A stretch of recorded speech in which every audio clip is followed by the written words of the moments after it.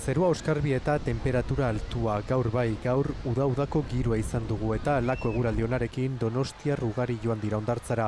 Gehienentzat urteko lehen bisita izan da. Gogoa zeon, denbo asko etorri gabeia, lehengo urtetikan, da behintzat lehenengo aldia da eguzkiatatzeula fundamentuz da, guztua. Kalean ezin dago, baina hemen bai. Eta parkean baina hobeto hondartzan gaude, hoi seguro.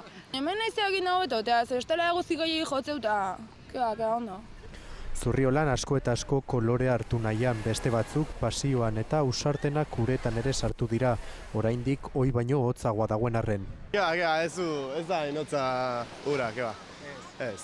Eguraldi hona ditugunean ondo sartza bintzat. Eta sorosleak inoiz baino adiago, hondartza sasoia hasi denetik gaur ibili dira lanpetuen. Gu baita nahi genuen baita jendea etortzea, azkenean interesgarriagoago, lan gehiago egiten dugu, dago be.